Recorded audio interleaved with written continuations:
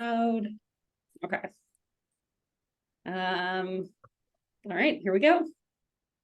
All right.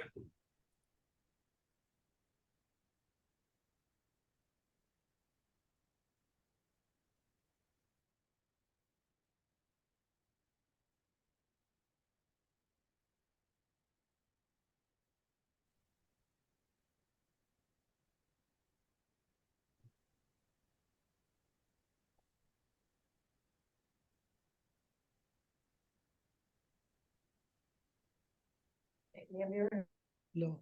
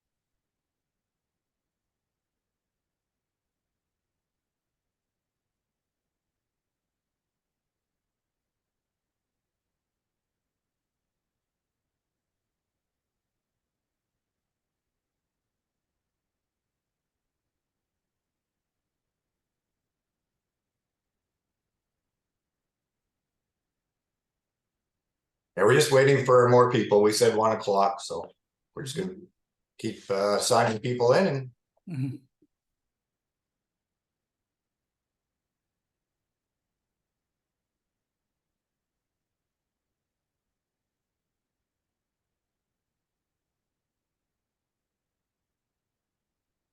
Hi, Scott. hey Frank, how are ya?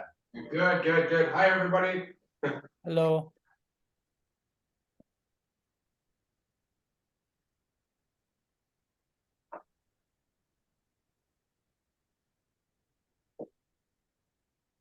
Yeah, we still got people signing in, so we're just gonna wait until we said 1 o'clock. Glad to see and I appreciate everybody signing in early.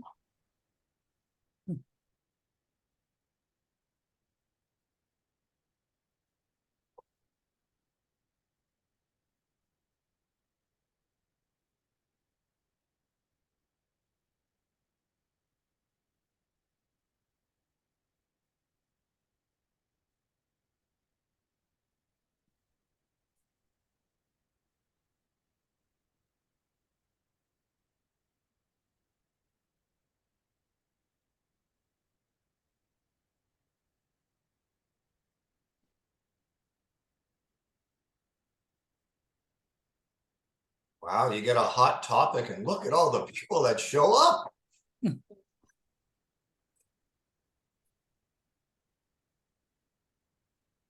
Well, I'm glad that everybody is because it's it's an important topic.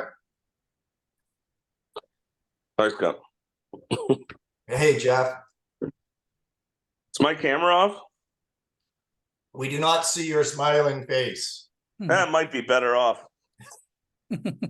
I'm here regardless. All right.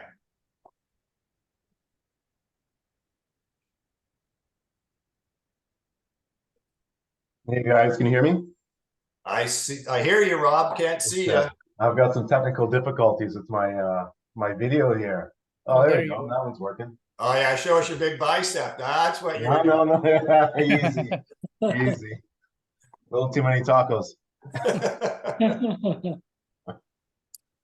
Yeah, we got a few people still signing in. We might give it a few more minutes. Hello, everybody. Hello. Hi. Did you get snow up there yet? Oh, yeah, there's snow. Yesterday was absolutely miserable. It was snow and then it was freezing rain and it was just it's terrible. Hey, you decided that was where you wanted to live in God's country. So Well, I had some encouragement. I know. All right, see a few more people and Michelle's letting them in. And then we will get started. But behind me is beautiful Sunridge. Mm-hmm. Yes, looks like a flyover. It was. I know people. All right. In high places. Pardon?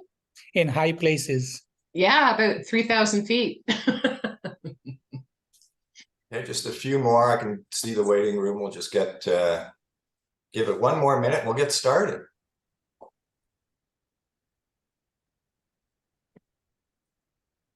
And again, thank you everybody for taking the time to go through this session, and hopefully you've been Morning, everyone. Sorry. good morning, afternoon, Afternoon, yeah. and hopefully you've taken in some of the different opportunities that were out there through Can you help AREA. me here? I can hear you.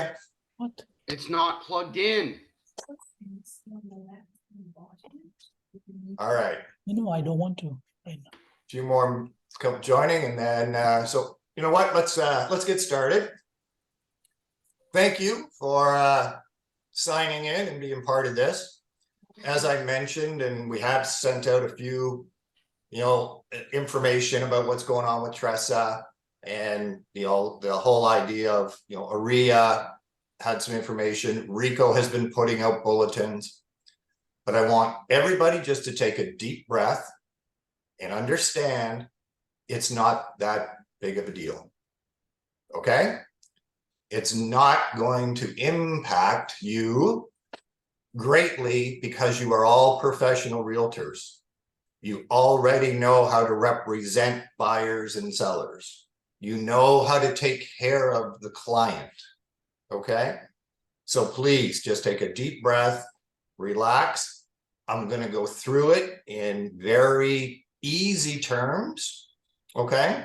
And then we're also going to watch a video and go through it with, I'm going to make comments as we go through it from Mark Wise Leader, a lawyer that breaks it down to situational. Okay, so you really get to understand. Understand, first of all, TRESA is not a new act. Okay, it's a revision and an update to the Real Estate and Business Brokers Act. That's why it's called TRESA 2002. In the reason that they are updating the Real Estate Business Brokers Act, well, one is over 20 years old, but RICO is there to protect the consumers. In all fairness, that's their mandate. So when they get ongoing complaints of very similar complaints that do get filed, they look, okay, then there's a common ground here that we need to address. And that's what TRESA does. TRESA is going to address and is addressing consumer issues, which are very simple. My agent told me this and didn't do this. My agent didn't tell me this and I expected this. So really what TRESA comes down to is you as a professional realtor, you are going to represent a client and the client has expectations. And so what it means is there's going to be more disclosure on the agent's part. And it's basically going to be, I'm going to do all of this and you're going to pay me this. It's really what it breaks it down to. Okay, so understand that it's not new, it's just revised. Part of that is RICO did go in and changed and moved, let's say, some of the code of ethics, rules and regulations. By doing so, RICO now has more power than for such things as decision-making when it comes to fines, license issues, things like that. But for professional realtors, which you are, and you handle yourself properly, do all the disclosures that you need to do, there's no issues. Simple as that. Okay. So it's not going to be a huge difference than what you're currently doing. For example, you either are going to have a client or the person's going to be self-represented. No more customer service. Which means that they're either a client, which means they're under a contract with you as the agent, or they're self-represented, which means they're not your client and they're not customer service. There is no more customer service. And as a self-represented person, we owe them nothing, is the simplest way to put it. Okay, and I'll explain it later in the video. One change that is significant is a brokerage. So my company, Realty Executives Plus Limited, has to decide on, are we going to be a current status, which is broker representation, which means, for instance, we get a listing under Realty Executives Plus. Every agent in Realty Executives Plus is deemed to represent that seller. Okay, that's the way it is, which means anybody in our brokerage brings an offer on any one of our listings, automatically it is multiple representation. As of December 1st, the brokerages have the option of saying we are going to stay as a broker representation, or we're going to go to what is classified as being designated representation. And I can tell you, for everybody with Realty Executives Plus, we are going to be designated representation. What that means is the only way that there will be multiple representation is if you or anybody else that is representing our listing client brings the offer. Okay, so I have a listing, it's in my name. Anybody else, and I'm the designated representative for that client. Anybody else in our company brings an offer and they're representing the buyer, they're the designated representative for that buyer. Okay, no longer is that multiple representation. I represent the seller, you represent the buyer. Okay, makes it a lot cleaner. It also means that we can't share information. Okay, like I can't tell you why my seller is moving. You can't tell me why your buyers. We cannot share the file information, because it's just like if you worked at a different company and you were bringing an offer on my listing. Okay, way better than the situation that we had. It's really going to clean up that, you know, it's multiple representation. Here's what we can and can't do. So it really does clear that up. Okay, that's one change. Okay, which is a good change. The other change when it comes to listing agreements and buyer representation agreements, you know, on there, if the actual term, the expiry date was 6 months or longer, you had to initial that spot. You had to get the client to initial that spot. Okay, moving forward, December 1st, doesn't matter what date is on that, it is the expiry. The client has to initial that clause, acknowledging they know what the expiry date is. That's simple change. Okay. Yeah, Michelle. There is a question in the chat. They are asking, just to confirm my understanding, even if we are working on the same brokerage, correct? Correct. If the brokerage is designated as being designated representation, people in that brokerage, one could be representing the seller and one can be representing the buyer. Okay. On the listing agreements and the new buyer representation agreements, they've added a line that says, you know, you've got the seller, you've got the company. Now there's a line that says designated representative. So that's where you would add your name in so that you are the designated representative. Now, if you are, say you're on a big team and you want 2 or 3 of the people on the team to represent the seller, then all 3 names need to go on that line. Okay, but traditionally, it's just going to be you. On your buyer representation agreement, same thing.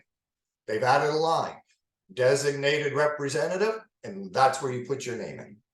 And it means you represent that buyer. Okay, hopefully that cleared that up. Now that's under the brokerage that elects to be the designated representative, which our company is going to do. Most of the other brokerages I've talked with are doing exactly that as well. Okay. So now so the scary part about, oh, what's the new listing form going to look like? That was the only change. Same thing with the buyer representation agreement. Okay. The other major change is that RICO has come out with the RICO information guide. It is mandatory. Okay. It is a guide that explains the choices of, how real estate works in Ontario.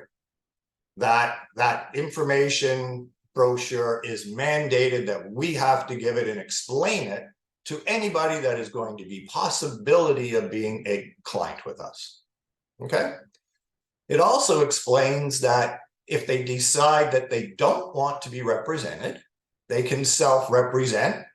And the guide does a really good job of explaining what us as agents can do for a self-represented person.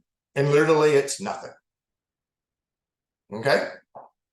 So that's where the biggest challenge comes in, is where people used to, agents that I know of would actually talking about the fact that, okay, I want to go and show houses, but I don't want to get the buyer representation agreement signed. As of December 1st, if you do not have a contract with a buyer, you cannot show them any other listing except your own. Okay? Because under the Act, it states that you can only represent somebody that's under an agreement.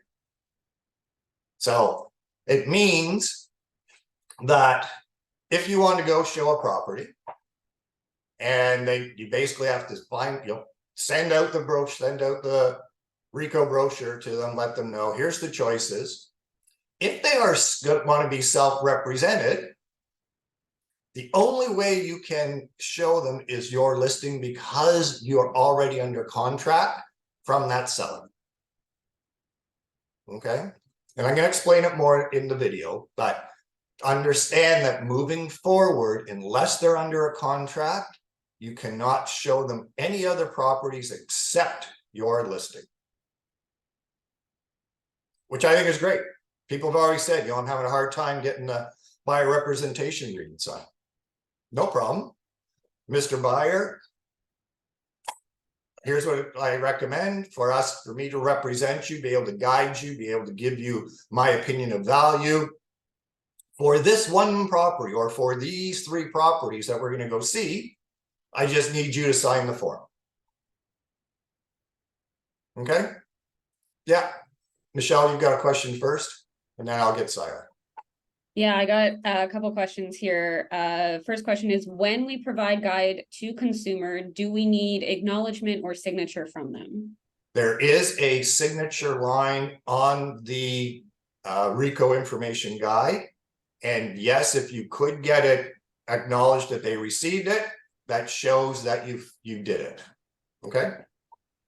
I have another question here. Will there still be a portion on the confirmation of cooperation that buyers and sellers will need to sign for multiple representation? There is, and there's actually different levels of multiple representation, and we'll get into that further in the actual video. Okay, Sarah, you had a question before we move on? Yeah, so as a listing agent, do we need to get the proof of buyer agency from the agent who's booking showing on our property, like on our listing? If anyone is booking a showing, and then are we allowed to ask them to show us the BRA, like a buyer agency with their clients? No, because if they're booking the appointment, it's up to their own due diligence to guide them. Play by the rules, which is if they're showing it and they decide that they do not want to have the agreement with the buyer and the buyer takes them to task, as I mentioned earlier, RICO does have more power now. A simple complaint like that is a violation. Okay, so Scott, could I ask a quick question? absolutely. So just so I can get this straight, so now if it's not your own listing and you want to go show a potential buyer, is the buyer signing an actual buyer agreement with you overall or just for those properties? It could be for that particular property. It could be for the 3 you're showing. And Okay. Go ahead, Jack. No, because that actually makes it easier, because to just have them sign a buyer rep, if they don't know you yet, or you just started Right. showing them, you can explain to them, listen, this is the new law. I just need it for the properties that I'm showing you. Correct. That's what I wanted clear. Yeah, and how that gets explained is with the listing, as I mentioned earlier, with the confusion of a consumer, it is my agent said they were going to do this, but they didn't do this.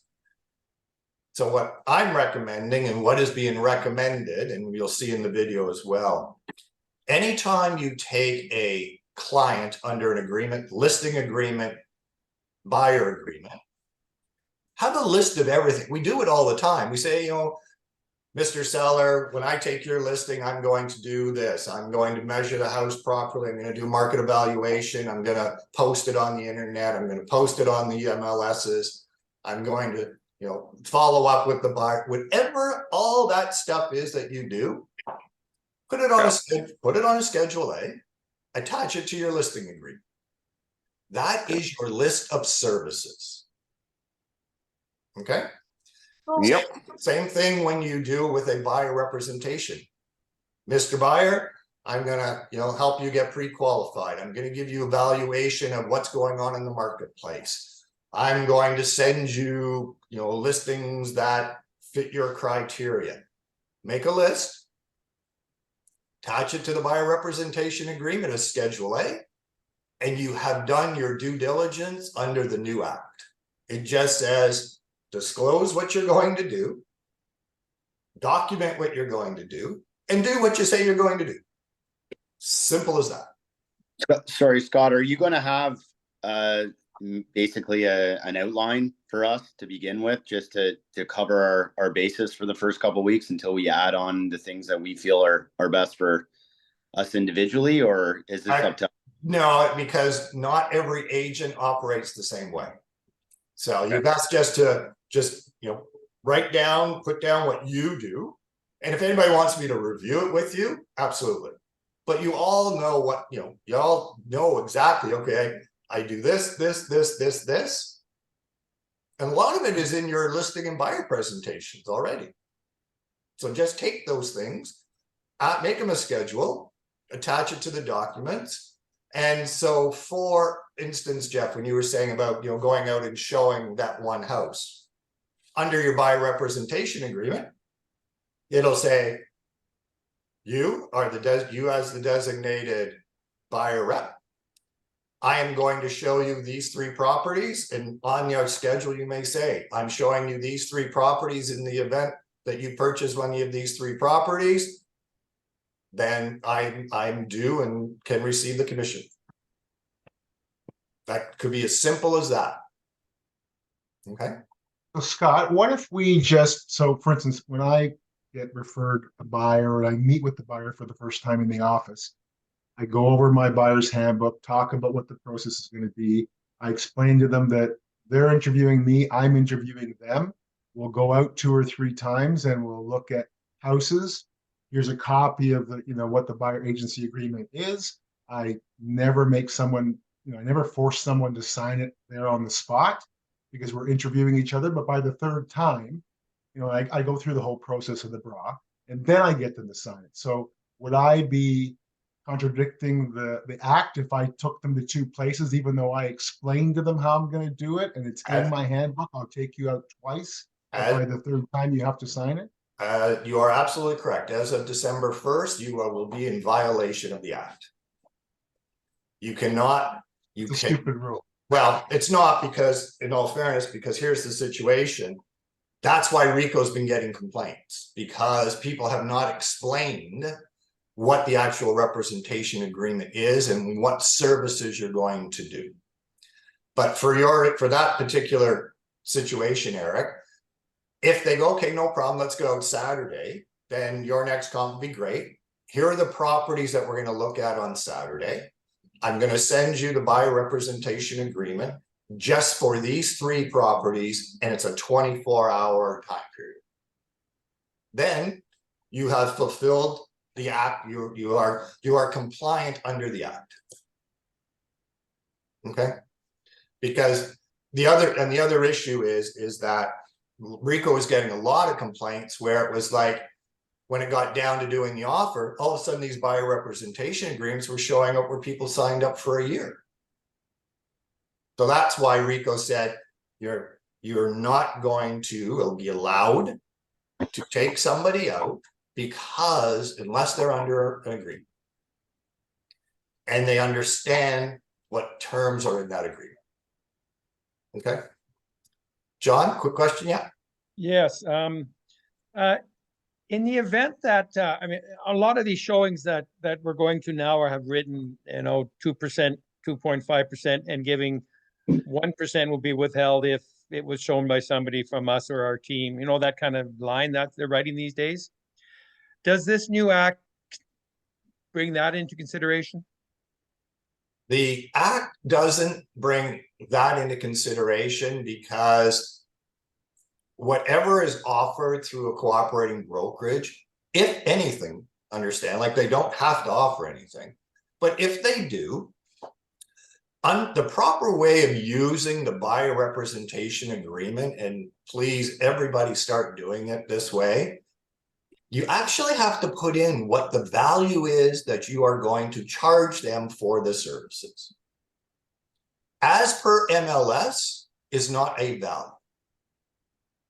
Okay, so if you are signing up somebody for a buyer representation agreement and you want 2.5%, put in 2.5%. And the way it works is they understand that here's the services I'm doing. When I complete those services, here's the value that I'm charging. Okay. Hey, Scott, sorry, but what about, like, a lot of places, Burlington, Waterloo, Hamilton even now, offering 2%. So when it comes to that, yeah, I mean, a lot of people are getting more and more educated. So if, as per MLS, isn't like, some people will feel like they're getting ripped off if they sign up for 2.5, and they'll be worried, or they won't trust you. Can you put in something in there stating as per MLS, or if the but here's what can be done. Under the act, you have to charge a service, you have to show your services and what you're being charged, and technically that's always been there. Okay, it's just being more highlighted now. What takes place is you then, in the buyer representation agreement, it actually states even today, you are getting 2.5%, let's say. Okay. From that 2.5%, there's a clause right below it that says the amount that you are going to be, I'm going to be charging you, will be offset by any amount I receive from the listing brokerage. So all of a sudden, your form says 2.5%, you're getting 2%. You have two choices. One, you can explain to the client that they owe you another 0.5% plus HST as per the agreement, or you can do an amendment to your agreement and says, I amend the commission from 2.5% to 2%. And that follows the act. Okay?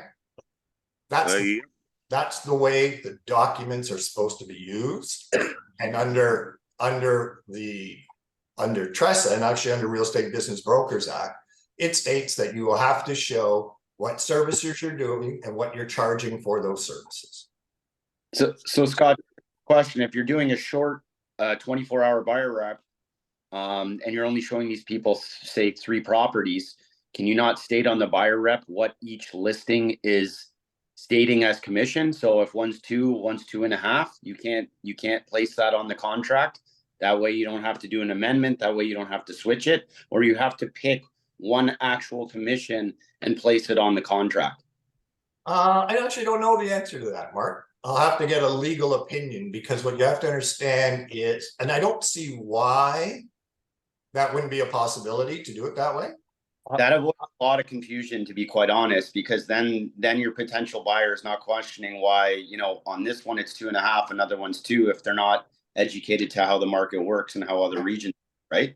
Yeah, you know, and that would be a legal question, because understand that the buyer representation agreement, like a listing representation agreement, is a contract that the brokerage has to be completed in such a way that the brokerage can enforce it.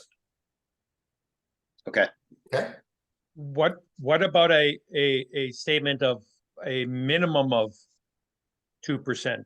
If you're looking at 3 properties that says 2 and 2.5 or whatever, and if you have a minimum of 2%, does that not give you then the ability to take what's on there as long as there's a minimum of whatever? No, because under your commissions, you cannot state a minimum where it's a fluctuation. It has to be a combination of either a flat fee or a percentage. Okay. And not just, you know, and that's just the way it's described. Okay. Okay. Okay, we have a couple questions. Okay. Gautam, do you want to ask your question? Yes, let me do that. Scott, I mean, on this self-represented case, right? Let's say we are doing an open house. Somebody walks in at the open house and want to see the house. So first question we have to ask is basically, are they working with another realtor or are they self-represented? Is that fair? That is correct. That is your right first comment. And if they're self-represented, then we are just showing them that property and that's it basically, right? We are not helping them. Let's say they want to put an offer, right? Right. So, and that's going to get covered in the video. Oh, okay, good stuff. Okay. Good. But I'll quickly answer it for you. You're there representing the seller. Anybody that's self-represented, you can give them no information except information that is publicly already out there that you may have, such as the asking price, the address, the legal description, what's included. Okay. That's it. You can't give them any guidance at all. Good, thank you. Okay? And I think one of the questions in the chat is similar to that. As a listing agent, if a buyer contacts me directly, what do I do? Like, the question is, do I get them under a BRA or a customer service agreement? But there are no longer any customer service agreements. No more customer service agreements. They're either represented or they're not. So your first question is always going to be, have you signed a buyer representation agreement with any realtor? And they're going to say no. Then you're going to say, fine, then you're self-represented. Are you aware of what's self-represented? Have you received the RICO information guide? And they're going to go, don't know what you're talking about. Fine. Understand then you're designated to be self-represented. I have to inform you that I work specifically for the seller. I can send you the details about the property that is common. That's it. I will also send you the RICO information guide that'll explain to you your options of being self-represented or being represented by a realtor.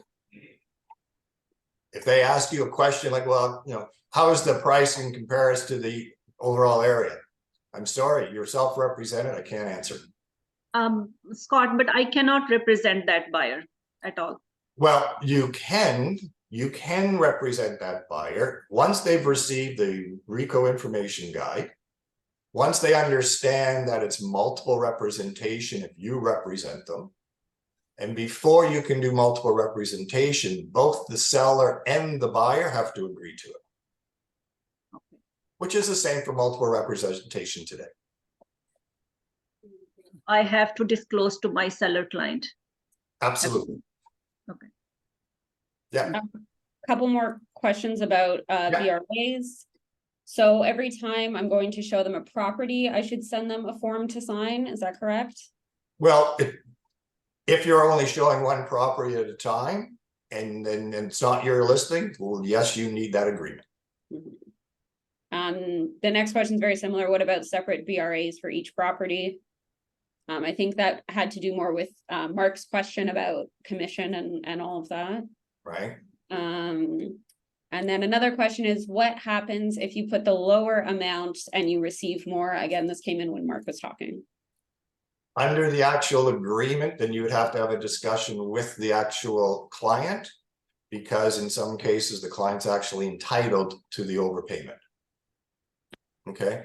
Now, Grace, I know you're looking at a comment.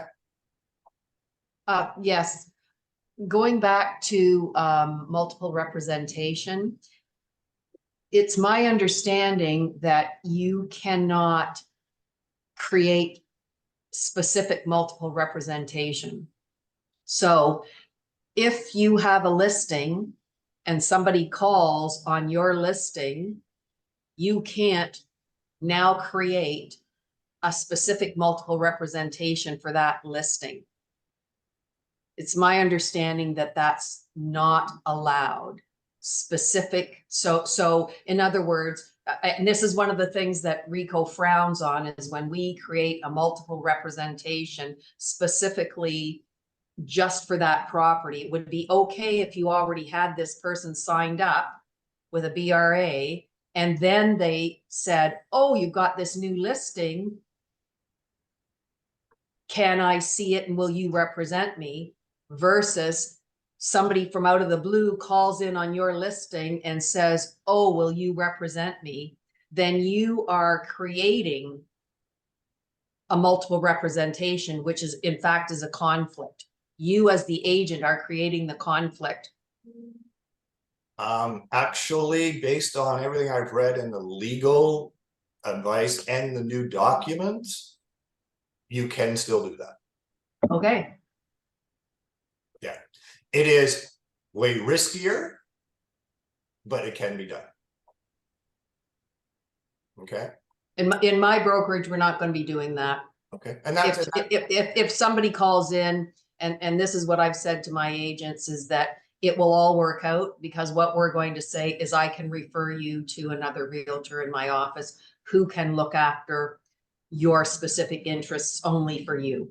Yeah, and that's what they recommend, but the law still doesn't preclude. Doesn't preclude from you doing it. Okay. There's just like, there are way more things that you can't do, and that's why under the RICO information guide, it references that. Okay, one more question and then we're going to get to the video, because a lot of this stuff will be in the video and we'll sort of stop along the way. But I wanted to give you guys an overview of making sure you understand the representation, the fact that the forms really haven't changed that much. You're going to just have to document and disclose your services and what you're being paid. Okay, Michelle, okay. There's just one question in the chat, and I will say when I send out the recording of this, I will also be sending out the link to the advanced copy, not for use, of the RICO guide that we're talking about. The question is, as per the language in the RICO guide, as on page 9, it states you can't guide a buyer price as before, but added on term and condition. How do you now navigate this multiple representation? Well, and that is the actual issue with multiple representation, is you can't guide anybody on either side.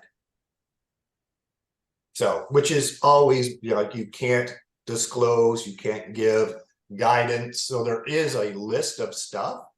And so, you know, most times a consumer will want, thinking that if they, you know, somebody double ends it, there's going to be a fee reduction or a savings of some type. But all of that has to be disclosed, and what the conditions of that, or what the terms of that multiple representation would be. And both parties have to agree to those terms. So if your seller turns around and goes, you know what, I'd rather have you representing me. I don't want, I hired you for your guidance. I don't want to be able not to ask you the questions and, you know, tell me what the best price and stuff that is. So will multiple representation under that typical way work? Probably not. But it's still allowed. Okay. I do see that Lorena has her hand up and there are more questions in the chat. Okay. Lorena, let's get a question from Lorena, and then we're going to go through the video, because lots of this gets answered in the video. Okay. Sorry, hi Scott. I wanted to ask about the expiry date that you were talking about. So initially you made the 6 months, but now you're saying they have to initial it when we get the contract. But as they initialing it, are we really now putting the full term, because it's no longer 6 months, right? So how long then can this last? Well, the expiry date of any contract is negotiable. The one thing you have to explain is if it's going on an MLS, some of the MLS boards have a minimum time, such as 60 days, that it has to be able to be on their MLS. But it doesn't matter what the day is. Like if you're taking a buyer representation agreement for 24 hours, they still have to initial it where it says. It doesn't matter on the length. Okay. Yeah, thank you. All right, so let me share my screen, and we're going to go through this video, and it's from Mark Weisleader, who lots of you know, and it will explain a lot of this stuff. Okay, but I wanted to get you thinking about it. Well, when you're watching the video, there'll be other questions, and Michelle's going to check on those, and we'll stop as we go through.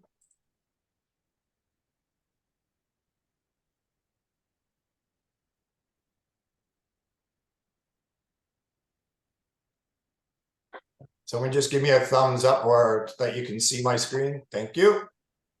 Sorry, Scott, was this the one that he put up on Monday that Trev was putting live? Thank you, Joe. Okay. Many of you still confused. I'm going to try to I'm going to go a little quickly through I'm not going to repeat what was said, but I'm going to try to make it easy for you to understand this, and then we're all going to be available for questions. Many of you have taken courses with me before. It's a pleasure to see you. I've been doing this for a very long time. Some things never change. They always blame realtors for the market. They always complain about realtors. Nothing ever changes. Let me just tell you something. During the pandemic, they did a study. Over 40% of the economic activity in North America was because of the real estate industry. If not for the real estate industry, and you had to do it safely, without any guidance, the economy would have crashed. So thank you very much for what you did.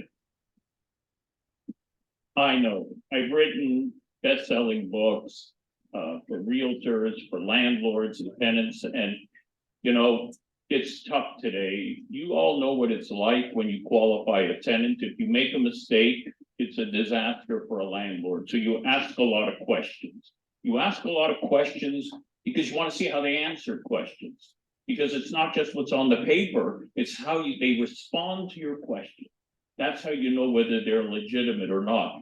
And frankly, that's what FINTRAC is all about. Don't look at FINTRAC as a regulatory scheme. It's so you know the person in front of you is not a fraud. People have been stealing titles by pretending to be sellers.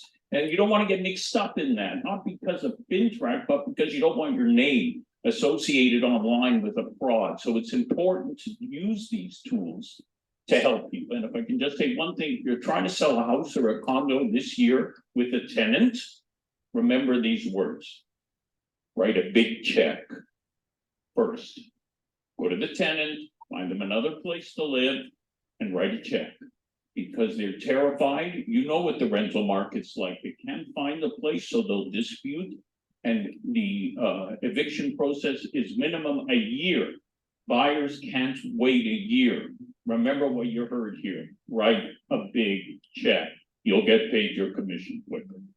Okay, so as you know, these changes are coming December the 1st, and I'm going to try to make it easy for you to understand.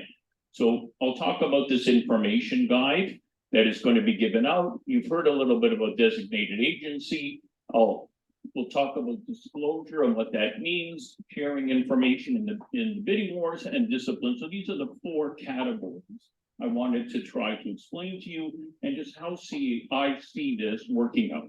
And so the information guide is, in a sense, replacing working with a realtor. How many of you remember when you started with working with a realtor? It wasn't easy to explain this, much harder to get it signed, but eventually you got it signed. So here, that's what they're asking you to do, is we're going to give you this guide, give it to the consumer, explain it to them, and eventually you'll see you're going to get it signed.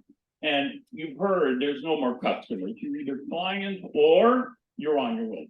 Now, I've read some versions of this guide, and I'm impressed because it is written in plain language to the consumer to explain, frankly, why they should be a client. It says, this is why you should be a client. It talks about your loyalty. It talks about your education, the insurance that you carry. But it also explains the risks when they go alone, when they don't want your help, that they're literally like going into court without a lawyer, acting for themselves. So to me, the guide is a good document. And it also explains if they walk into an open house, that nothing they tell you is confidential because you're acting for the seller. Now, you're supposed to explain it to them. And Rico will be preparing a video that hopefully will be ready either December 1st or shortly after. So if a prospect calls you, you just say, "Here, I'm sending you a video. It explains all our services. We'll get together and I'll talk to you about it." And then the meeting about the explanation should not take you very long to explain. You know, people ask me, how do you explain mortgage? When I'm sitting in front of a client, 75 pages. I say, okay, let's read it. First 2 pages, it has 5 years, interest rate, monthly payment, prepayment penalty. Do you understand this? Yes, I understand everything. You see the last 73 pages? Yeah. If you don't make your mortgage payment, bad things happen to you. Okay, trust me, it's not going to be hard to explain this document to people. Now, it also explains the services, and I'll talk a little bit about that, the services you're going to provide and the compensation payable, but you don't have to change anything. You know, you can still show your commission the way you show it today. It just explains to a consumer, they may want to have a discussion with you about different compensation. For example, if there's a self-represented buyer on the other side, but you don't have to change. That's why the forms are not going to be terribly difficult. The number one complaint to Rico over the years has been, I put in an offer last night and it wasn't accepted, and now I'm stuck with this agent for 6 months. And nobody's going to give me a release and I can't find it.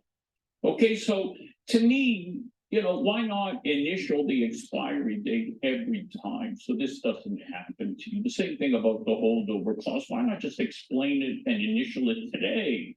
Don't wait for this guy. Just do it today. Explain everything you're doing about somebody. Designated agents. Okay. Many times, a buyer and a seller on the same deal will call me up and say, "Mark, we'd like you to be our lawyer." Well, can you blame them?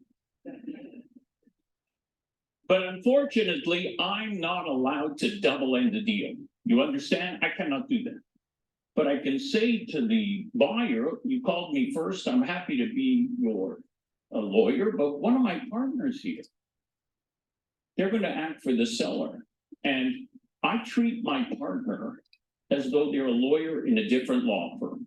Our admin keeps the files separate, nothing is shared. And so I represent one, they represent the other. That's designated agency, where your brokerage says to one of you, you are acting for the seller. You do everything. You treat everybody else in the brokerage like we're other agents. You represent your seller totally. Buyer agent. Oh, you represent the buyer by yourself. So now you're each acting for your own clients. No restrictions that there is in multiple representation where you can say what you can't say. You can represent them completely yourself. That's designated agency. And I think that's a good thing, frankly, without any restrictions of multiple representation. Now, could two team members represent a buyer and seller? Two team. I believe they could. As long as the brokerage has policies where the files are kept separate, one team member is totally the seller agent, one team member is totally the buyer agent. I got a call the other day, we're a husband and wife team.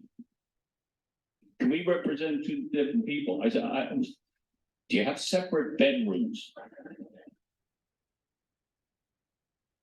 But I suppose they could do too. So you see, designated agency is not a terrible thing. It's a wonderful thing. I'm happy they introduced it because it allows more flexibility. And remember, the seller and the buyer both have to agree to this before it's done. Okay. So the forms are going to be similar. And as Joe was saying, it's about the service. Think about the service you're going to provide. The minute you provide a service, this person is a client. Okay, so let me give you an example.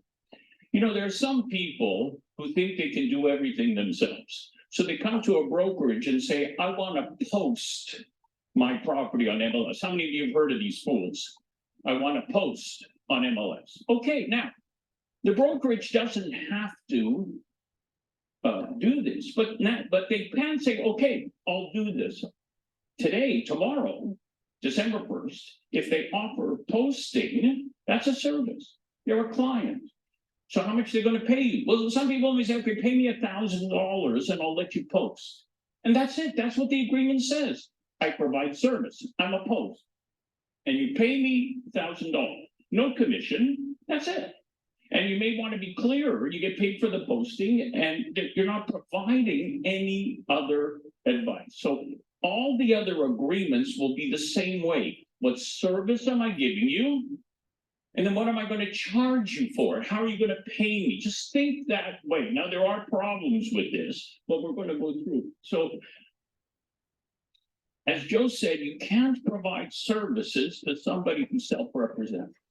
You know, unless you're acting for, let's say, the seller. So if you, we'll get to the example, you're at an open house, somebody comes in, you can provide some assistance to this person. Why? Because you want to help your seller sell the house. So that's when you're allowed to do this with a self-represented person.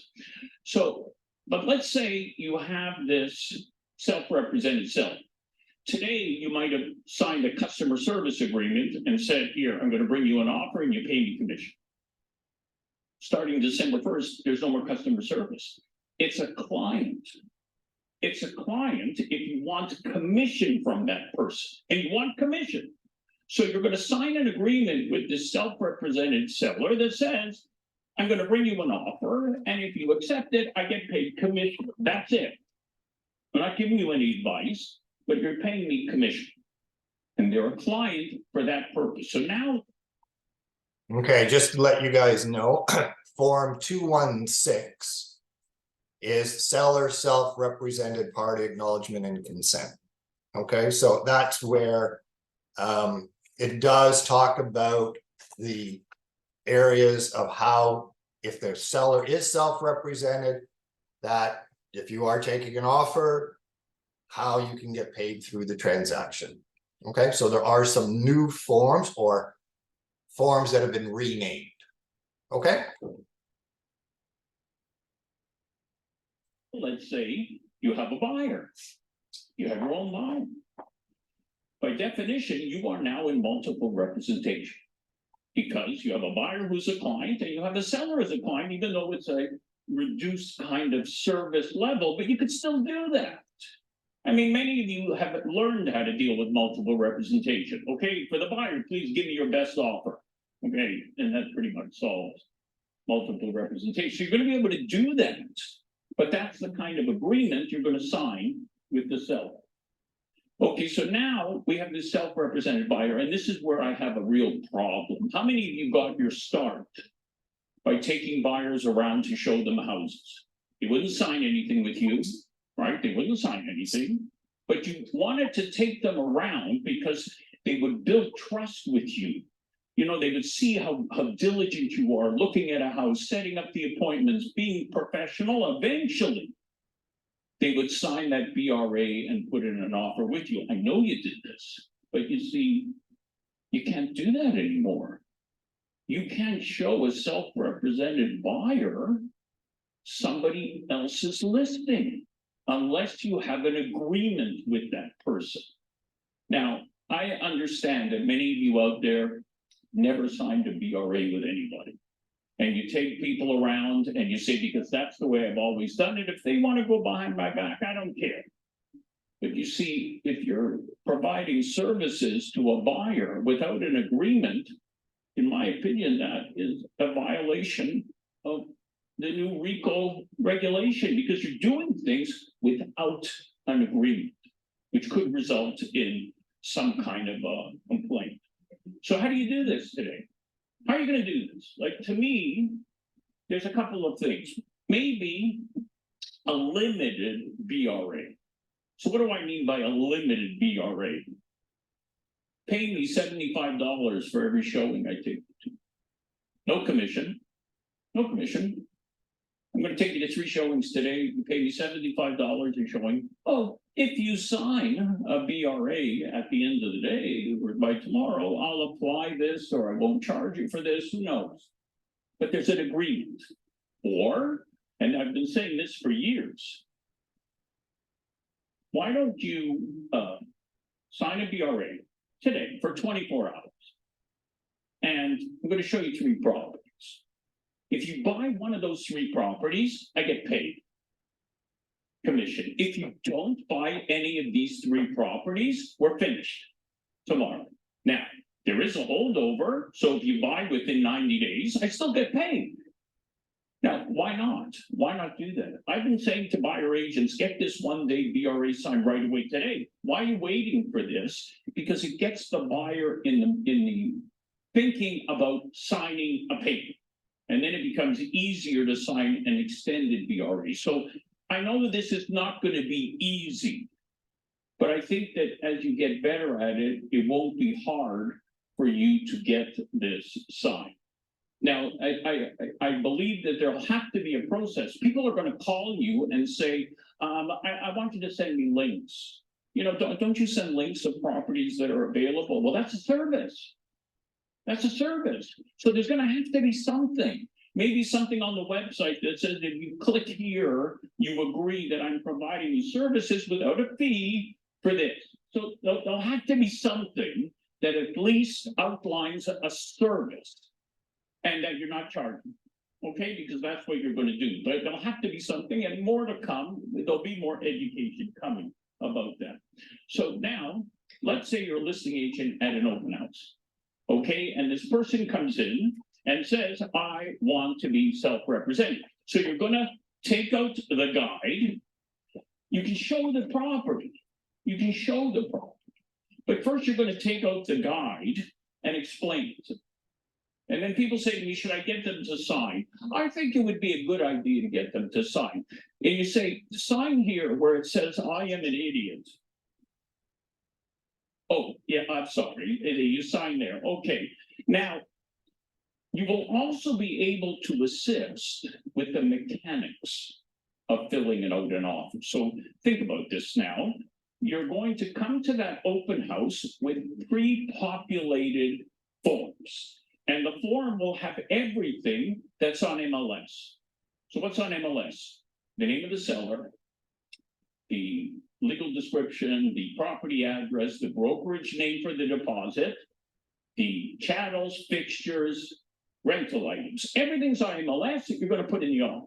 Now, it's debatable whether you could put a price in, even the asking price, because that's the seller's asking price. It's debatable. I personally would not recommend you did that, but you give it to them. You're not allowed to write a clause. No conditions, just give it to them and say, here, you're on your own, go to someone, fill it out, submit it, that's it. That's you're allowed to do when it means assistance for something. And remember, you can only do this if you're acting or your brokerage is acting for the seller. That's the only way you can do this for this buyer.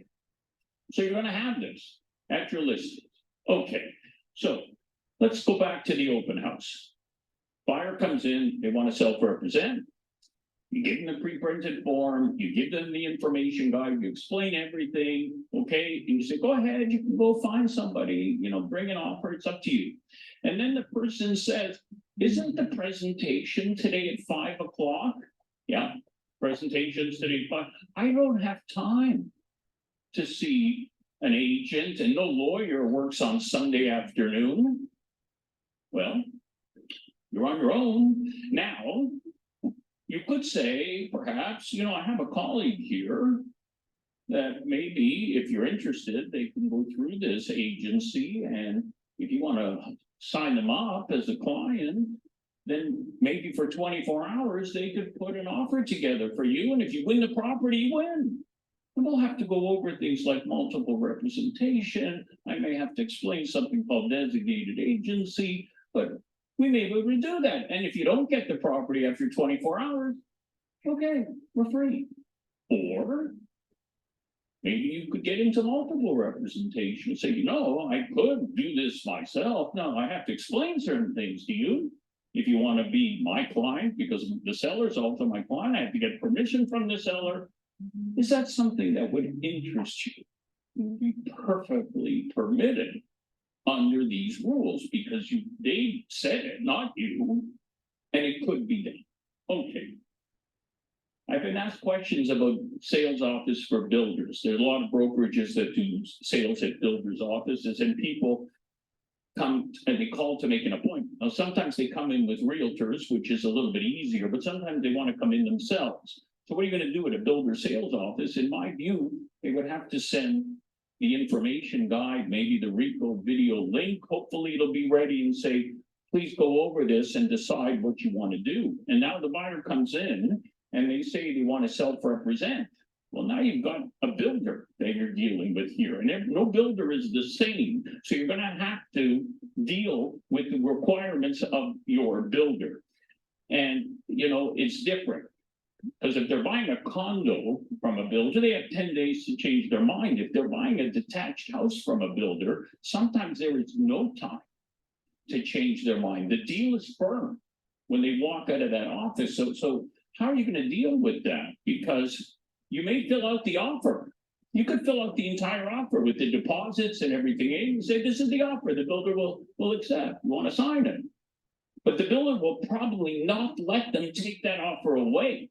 Because some builders say, no, we don't let this offer go away. You want to sign it? You sign it. You know, maybe there's a condition on lawyer review in there. I don't know. So you see, here, you may want to speak with the builder lawyers just to see what is it they want you to say to this buyer so that there's no issues that arise later. Okay. The schedule. Joe said you want to put your services in the schedule for a listing in BRA. Many of you have marketing packages. They're wonderful. You go see a buyer and seller and you say, this is why you should choose me. This is the staging I do. This is the videos. This is the pictures. Why not put that as a schedule in the listing today? When you hire me, this is what you get. But BRA, this is what you get when you hire me. To me, this is common sense. I believe you should do this now. I'm going to send you links. I'm going to send you a summary of market activity every day, couple of days. You're going to get an email from me. You know, why not? You're good. Why not just explain this and put it in to your offer?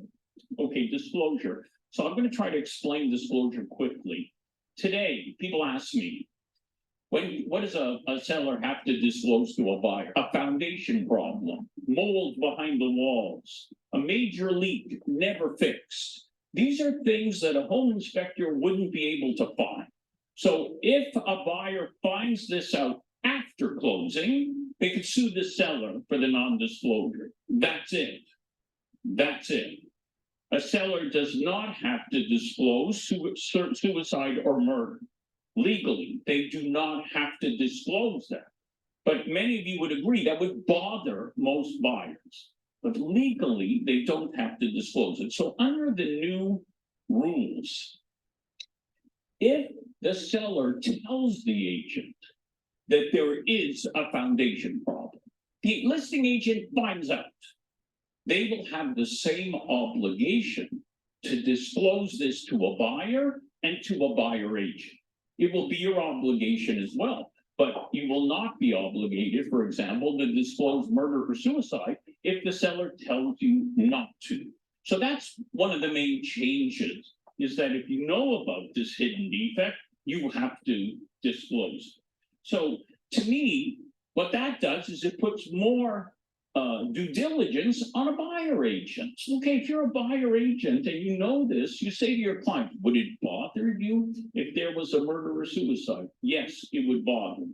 So you put that clause, you know the clause that says the seller represents and warrants no murder or suicide. And so now the seller has to tell the truth. That's what you do to protect the buyer. That's what you should be doing to protect a buyer. Code of ethics, okay, they've stripped out most of the code of ethics, and really now it can be simple. Just be a professional. That's what it should be. Be a professional. And that means that you treat everybody, you know, properly. And so you should be doing this anyways. You know, this to me is not about RICO. Now, there's one thing here that I saw, I think it's still there, but you can't settle with somebody by saying they will withdraw their complaint with RICO against you, or that they won't make a complaint to RICO against you. Many people put that in settlements. You can't do that anymore. But I wouldn't be afraid of it. I've helped so many agents over the years with RICO complaints, and I find that many consumers think that RICO is a collection agency. They're not. They find out very quickly they're not getting any money from RICO. RICO's just there to see if you violated, you know, something in the code, etc. And once they find that out, they're not rushing. So if you settle with them, I wouldn't be worried about this. And frankly, you know, this is more about, you know, just treating people with respect, and that's how you build referrals anyways. It's not about RICO. So the changes to bidding wars, as Joe said, you're going to be able to share information if the seller wants. So if the seller says, tell the deposit, tell the closing date, say whether the offer is conditional or not, you can disclose that to every other bidder. So the seller decides, and it's interesting, I believe, you can't disclose, yes, the identity of the buyer. And as you know, the seller can change their mind during the process. So the question people keep asking me is, can you include an opt-out clause? Opt-out. And I know that for many years, people have been using my own bidding war clause, which has said that this offer is on the basis that there's no other offers, and if it turns out that the seller received no other offers, you know, then you can pull it back. So this clause has been used effectively for years to protect people when a listing agent, not lying, says I'm expecting 3 offers. But then 2 people change their mind when they hear there's 3 offers. So only 1 offer comes in. And then you find out you're the only offer. This clause would give you the right to either cancel it or reduce the price. And many agents over the years have told me when they use this clause, they were able to reduce the price by 5%. So the question is, could you put a clause in an offer today under these new rules that say, here's my offer? Joe referred to it as a confidential offer, but what if you just said, if you want to share this offer with anybody else, you have to tell me, and I have an hour to cancel the offer. And if I don't cancel it, you can share it with everybody else. Now, I think OREA may be working on a similar type of clause. I just get nervous if an agent missed that in the schedule. And then they started sharing information, who knows? But I believe there will be an ability for a client to opt out of this if they don't want to play in that sharing information game.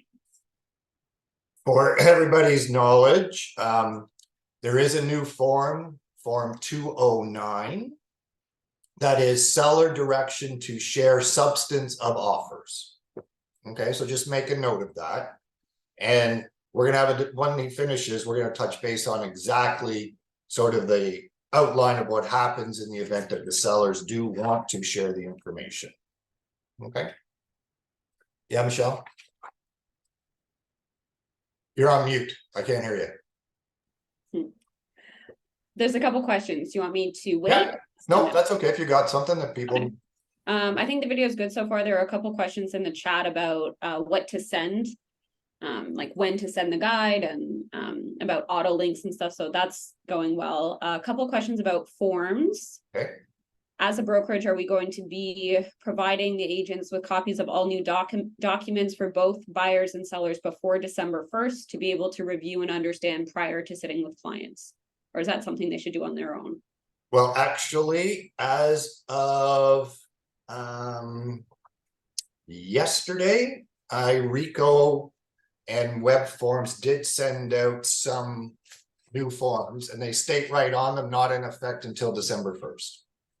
Okay, so I do have some of the forms here. I have the working with a realtor. I have the listing agreement. I have the buyer agreement. So we'll scan these and send it out with the recording. Okay, of the ones that we specifically use all the time.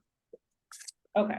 Okay. And then will forms 224 and 244 still be required for listings with sellers' directions? If there are specific directions that they want to have done, yes, the forms will have to be done. In addition to that, they will have to elect, if they decide that if offers come in, if there are competing offers, then form 209 would have to be in addition.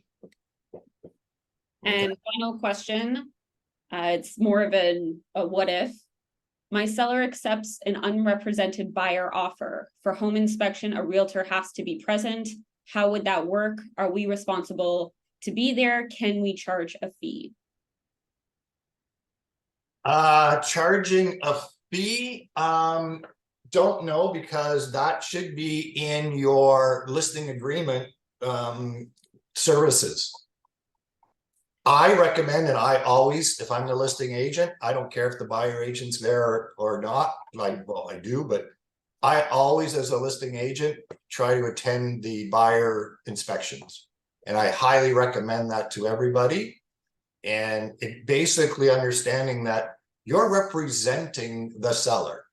The easiest way to find solutions to a possible issue is if you're on site and you can see what the inspector is talking about.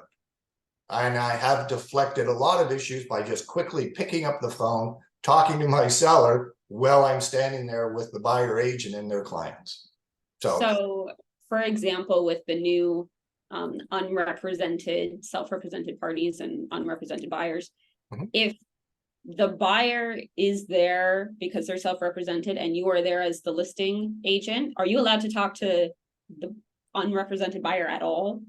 You cannot give them any information at all unless it is a disclosure, just as what Mark was saying, where if you knew behind the wall of the back of the basement, the seller said to you, hey, when we put up that wall there was mold back there, but you know, we don't really want to tell anybody. You have to tell them if you know.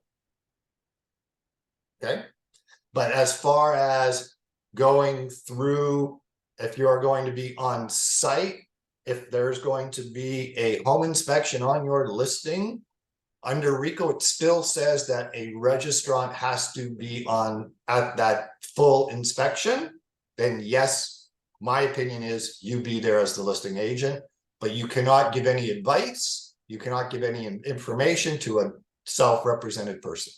Basically open the door, let them do their thing. All right, all good. Okay, we'll continue on. And Joe talked about the changes to discipline, and you know, one of the big things, you can lose your license now if you commit something very terrible in your practice. And you know, the penalties are much higher now. 50,000 for a register and 100,000 for a brokerage. And the appeal, you're not going to win any appeal. This appeal body, they hear appeals for car dealerships too. Trust me, you're not going to win any appeal. So you don't want to get in trouble this year with RICO. So, you know, RICO has much greater powers. If they read something in the newspaper about an agent, an article, they can just show up at the brokerage and check all the records. So as a brokerage, you really want to make sure everybody's behaving properly for everything. And so, you know, I've said this already, the main principles are, you know, explain everything today. Get all your instructions in writing, especially in a bidding war. All instructions, initialed, etc. It's not about RICO. It is about, this is how you've learned over the years how you get referrals. That's how you get referrals, by doing that as well. But please, no sharing before December 1st. I know many people want to run out of here and say, oh, I'm sharing information. No, not till December 1st. Okay. There is a phase 3, which is scheduled for late next year, I think, just to give you an idea. Good news, specialist designation. So you want to call yourself a leasing specialist, so you want to call yourself a condo specialist. There'll be education, and hopefully you're going to be able to put that title next to your name. I don't know all the education requirements coming, but there will be fighting a cooling off period. Many of you have already heard a little bit about this. The province has been making noises that every resale buyer should be given 3 business days to change their mind. Imagine before Labor Day, Friday, somebody put in an offer, accepted, they have till the following Thursday to just say, sorry, I changed my mind. Now, this is in BC already. And the penalty in BC is 0.25% of the price, meaning $1 million offer, I changed my mind. Next Thursday, they got to pay the seller $2,500. I can see a lot of buyers doing this. And unfortunately, when I'm at a dinner party and people ask me about real estate, I say, do you think this is right? And many people around the table say, yeah, that's a good idea. Bidding wars are crazy. People should be able to change their mind because they're thinking like buyers, not like sellers. So I can only say that the committee that's been working very hard on your behalf will help to bring in designated agency. They will fight this. And I hope the province does not introduce it. I do believe, by the way, as I said earlier, if you're buying a pre-construction detached home from a builder, you should also have 10 days to change your mind. I never believed that that was fair, and I hope that that at least comes in. There will also be regulations of auctioneers selling real estate, long overdue.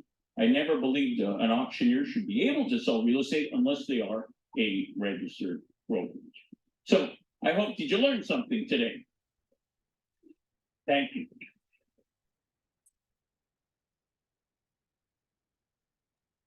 Okay. So I don't know if that cleared up any questions or not, but understanding that first step is the RICO guide. Okay. Needs to be sent, needs to be explained, get it acknowledged if you can.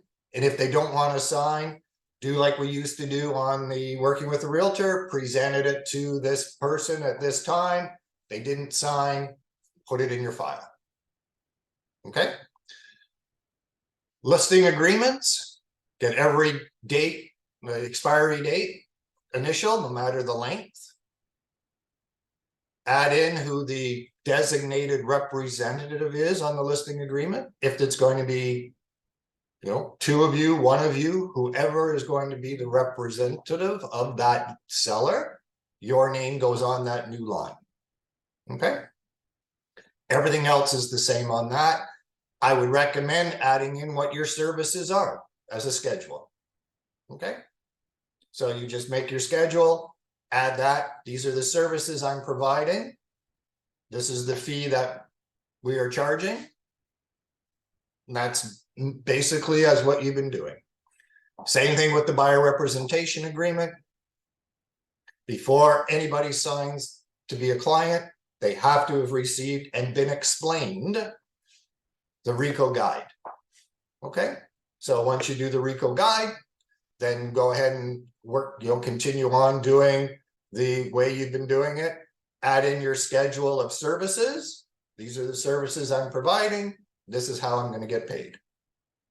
Those are really the main documents that we deal with. Okay, and then it's just understanding that you cannot show any other properties that are not your listing unless the people are under a contract. Okay, questions? John? In the event that there's an unrepresented buyer, what happens to the cooperating brokerage commission part of the brokerage commissions? Okay, so that would be up into the individuals, whoever is the designated listing agent. Commissions are negotiable, as we know. And if you as an individual decide that you want to give a reduction or whatever it is, understand that on the forms, it still says total commission, this fee offered to cooperating brokerage, this fee. I am going to strongly suggest that, and I always do, that even when I've double-ended places, majority of the time I collect my full fee because I'm doing a lot of the work. You are going to do, if it's a self-represented person, the offer, it may come in from their lawyer. It may come in from some clauses they got off the internet. You're going to end up probably having to do a lot more work. So I think my opinion is, if that's going to be in my situation, I'm going to take my full fee, whatever my full listing commission was. Yeah, that's and that's great. And that's exactly what I wanted to hear. And I assume that was the case because a lot of people are going to be talking about the fact that if this guy's coming in with an unrepresented, like without a realtor on their side, the 5% or 4% or whatever you sign for, still there. Okay. Yeah, it's still, the forms still show what the full commission is and what you are offering if there is a cooperating brokerage involved. If any, right? If any. Right. Yeah. Okay. So Scott, so in that case, are we still adding, like we always have, that there's a collateral agreement in place, or there's not a collateral agreement in place? If you as a listing agent do have an arrangement that if you are going to be selling the property, that there is an adjustment, or if you have any kind of other collateral agreement that needs to be on your schedule as a service that you're providing. Yeah, like we'll always state that the commission doesn't change if it's in multiple representation. So if we're representing a buyer as well as the seller, then the commission's not going to change. That way, you know, we're not off-putting other buying agents. However you are doing that, the same disclosure is in effect and should be on your schedule. Okay. Hey, Scott, sorry, quick. How does this apply when we're dealing with tenants, like in terms of leases? Are we still also making sure we have an agreement before we take them out, or does anything changes there? Anytime you're dealing with a client, doesn't matter if it is a buy, sell, lease, commercial, anytime you're talking to a consumer, the first document they have to get is the RICO guide explaining that. And if you are going to be taking out a possible tenant, They need to be under an agreement unless they're coming to see your listed property. Gotcha. Thank you. Okay. There's a couple questions in the chat. Sure. Going back to the unrepresented buyer offer home inspection situation. Yeah. The question is about confidentiality with the home inspection with regards to the report's findings being confidential between the buyer, buying agent, and inspector. Would the fact that a listing agent being present be an issue? Not the fact that you are there, but if you're hovering over them, don't be surprised they ask you to, hey, you mind going upstairs while we're downstairs? And if I have a self-represented party that is putting an offer in or an offer on my listing, I can guarantee you I am going to have a clause in there that states that in the event that the buyer does not remove the condition, the full report will be handed over to the seller's agent. And it'll be right in the agreement. And it might even say they won't get their deposit back until such time that the agreement, the inspection has been supplied. All right, we have another question here. Can we chat more about teams? Should a team of 2 only have one realtor as the designate and leave the other team member to represent a potential buyer? You can do that, understanding though that the unrepresented agent, or sorry, the non-designated agent cannot communicate with the seller or the team leader, if whoever is the designate on that listing. They cannot talk about anything to do with that listing. Okay, so that's where you got to really think about, if you're a team, how are you going to designate who the actual people are that are going to be representing the seller? So if you have a buyer's agent on your team, do not put them down as on the listing as a designated, as one of the designated seller representatives. But you then cannot share with your buyer agent any information about that listing, such as seller's motivation, any of that kind of stuff. Hopefully that answers that question. There's another one. What about current listings and BRAs? Do they have to be updated as of December 1st if they don't expire for a few months? No, they don't, because there is a carryover period. But if you do an amendment or an extension of those agreements, they have to fall under the new rules. I highly recommend any clients you have right now, as of December 1st, send them along and just say, hey, just to let you know, as of December 1st, we've got a new RICO information guide for consumers. Want you to have a copy of it. Any questions, we can certainly go through it. Question? Yep, So does this mean that for the auto listings that we would normally send to a prospective company, we have to have one of these information form completed before we initiate that? Or auto email? Auto email listings. So people that are receiving auto prospect stuff, is that what, okay? Under the rules, it states that this information, all of this is about a trade in real estate. If they have signed up for prospect match and it's automatically sending them information, that is fine. If you do send out any type of opinion where you are giving a service, such as, I see you've been, looking at properties in that area. Would you like to know what's going on in the sales in that area? You can't do that unless they're under a contract with you. But if your system, have they signed up and it's just sending them general information where there's not an opinion, there's not any advice from you, there's no service being provided by you, that is fine. The minute that you start giving advice, guidance, answering any question that they give you, you've crossed the line because now you've given implied representation and you could put yourself in jeopardy. Scott, Yep. I came a little bit later. So what exactly is the penalty and or consequences of not signing up people? Well, it's a violation. What is the violation? Like, Minimum right now, Rico has instituted where there's $50,000 for the agent and up, I believe, 100,000 for the brokerage. So to be clear, somebody calls, wants to see a house. I show them a house.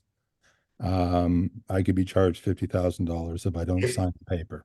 If they complain that, or somebody complains that they were out, you were out showing properties to an unrepresented person, Rico will certainly, if they get that, they have the authority to deem it a violation and then decide on what the penalty would be.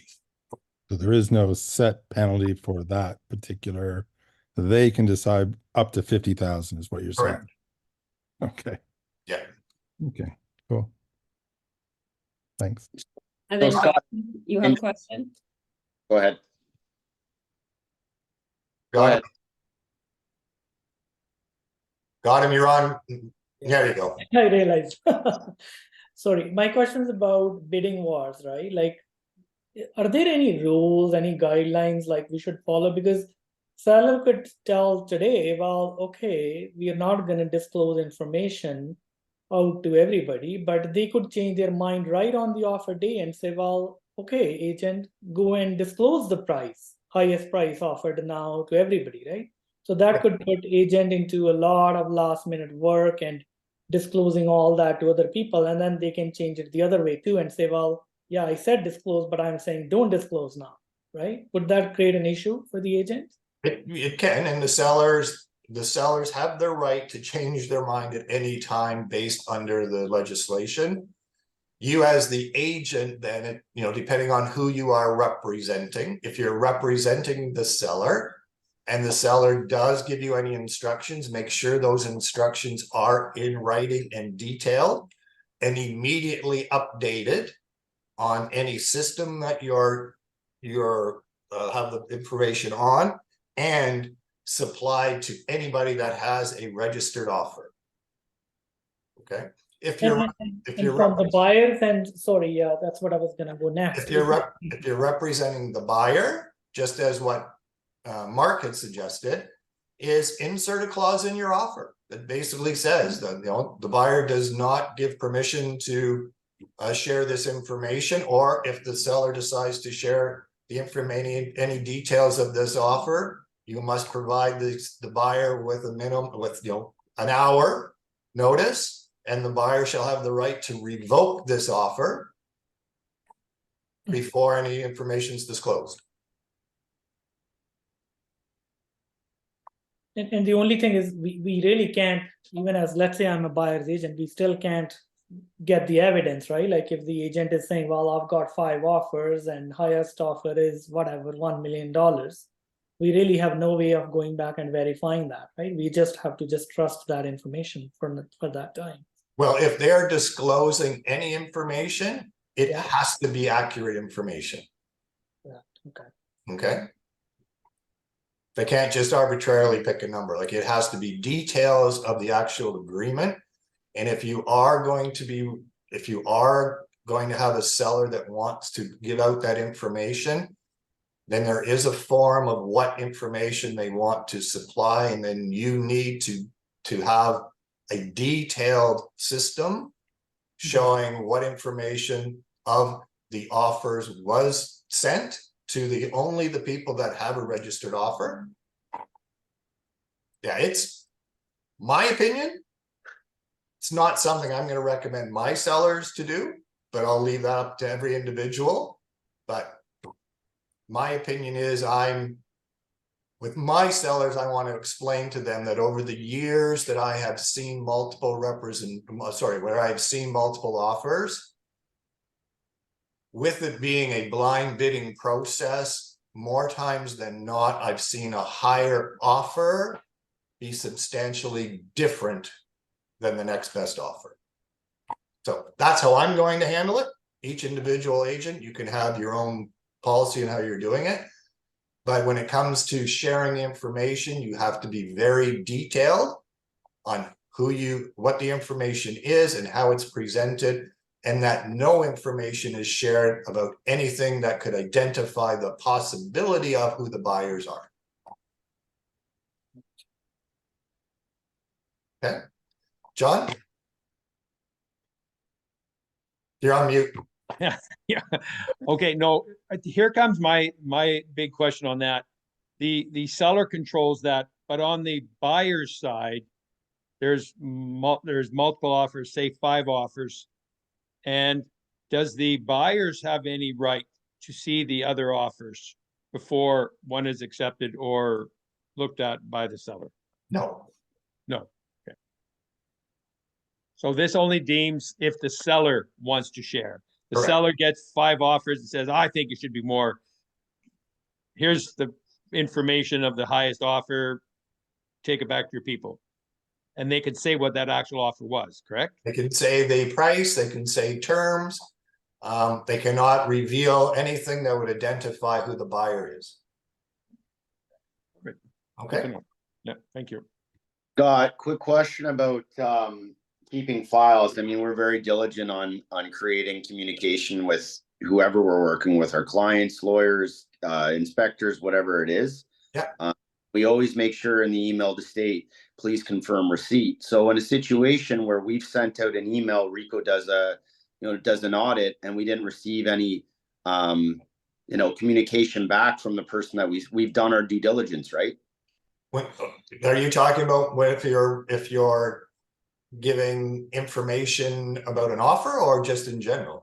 About anything in general. You're discussing that Rico was going to be auditing in regards to communication and how information is being passed on to anyone that you're working with. So if we're sending communication out but not receiving it back, we're still doing our job, correct? Yeah, any information that Rico is going to look at would be information if somebody complained. Okay. Okay, so for instance, you have a disgruntled buyer that something happens and they complain to Rico and said, my buyer agent didn't supply me with the information they said, and then you present your buyer representation agreement with your schedule of showing what your information, what your services were. You can show that you provided all those services. You're fine. Okay. Again, it gets back to again, services for a fee, right? So document all your services. This is everything I'm going to be doing. This is how and when I'm going to get paid for the services I provided. You are fine, right? So adding more paperwork, basically, instead of more talking about your services, now you're just documenting them. The rest goes on. We're still listing houses. We're still working with buyers. It's just more detailed, more disclosure, more paperwork. I have a question, Scott. Yeah.